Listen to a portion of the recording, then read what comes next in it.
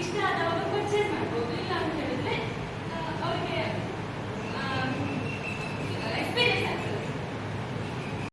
ಏನಂದ್ರೆ ದೊಡ್ಡ ಬಿಸ್ನೆಸ್ ಮೇಲೆ ತುಂಬಾ ಡಿಪೆಂಡೆಂಟ್ ಆಗಿರ್ಬೇಕಾಗ್ತದೆ ಸ್ಮಾಲ್ ಬಿಸ್ನೆಸ್ ಅವರು.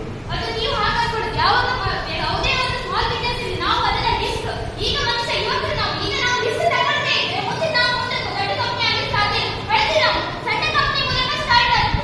ಅದು ಹೇಗೆ ಈಗ ದೊಡ್ಡ ಮಟ್ಟದಲ್ಲಿ ಬೆಳೆದಿದೆ.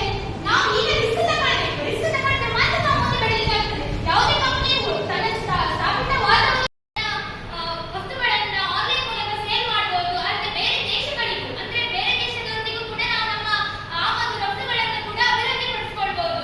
ಸ್ಮಾಲ್ ಬಿಸ್ನೆಸ್ ಅಂದ್ರೆ 5 ಕೋಟಿಗಿಂತ ಕಡಿಮೆ ಅಮೌಂಟಿನಲ್ಲಿ ನಾವು ಮಾಡುವಂತಹ ಬಿಸ್ನೆಸ್ ಆಗಿರ್ತದೆ.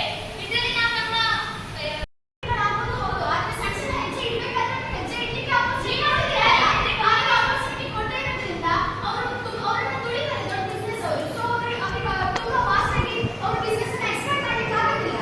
ಗೌರ್ಮೆಂಟ್ ಸಿಟಿ ಅಂತ ಒಂದು ರೂಲ್ಸ್ಗಳನ್ನು ಕೊಡ್ತಾರೆ, ಮುದ್ರೆಗಳನ್ನು ಮಾಡ್ತಿದ್ದಾರೆ. ಅದರಿಂದ ಅವರು ಲಾಭವನ್ನು ಪಡ್ಕೊಳ್ಬೋದು. ಅವ್ರು ಯಾಕೆ ತಗೊಳ್ತಿಲ್ಲ ಅನ್ನೋದು ಗೊತ್ತಾಗ್ತಿಲ್ಲ. ಅವ್ರು ನೀವು ಲಾಭ ತಗೊಳ್ತೀವಿ, ನಮಗೇನು ಕೊಡ್ತಿಲ್ಲ, ನಮಗೇನು ಆಗ್ತಿಲ್ಲ, ಲಾಭ ಆಗ್ತಿಲ್ಲ, ನಾವು ಇದನ್ನೇ ರೈತರು ಆಗುದಿಲ್ಲ, ಅವ್ರು ಡೆವಲಪ್ ಆಗುದಿಲ್ಲ. ಗೌರ್ಮೆಂಟ್ ಬೇಕಾದಷ್ಟು ರೀತಿಯ ಒಂದು ಸೌಲಭ್ಯಗಳನ್ನು ಅವ್ರಿಗೆ ಕೊಡ್ತಾರೆ.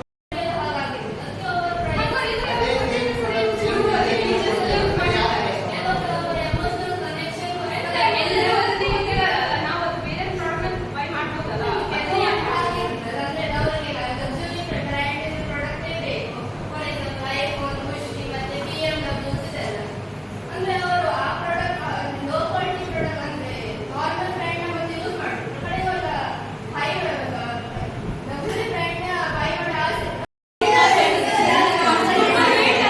ನಾವು ಇನ್ನೊಂದು ಪ್ರಾಡಕ್ಟ್ ಅದೇ ಟೈಮ್ ಪರ್ಚೇಸ್ ಮಾಡೋಕ್ಕಾಗೋದಿಲ್ಲ. ಲಾಸ್ ಮಾಡಿದ್ದಾರೆ ಈ ಫಿನಾನ್ಷಿಯಲ್ ಇಯರ್. ಅದಕ್ಕೆ ಮಿಂತ್ರ ಒಂದೇ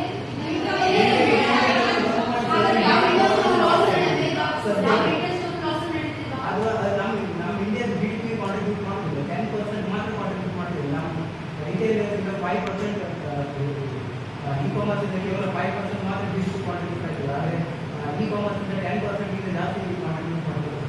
ಓಕೆ, ಇ ಕಾಮರ್ಸ್ ಇಂದ ಇ ಕಾಮರ್ಸ್ ಇಂದ ಕೇವಲ 5%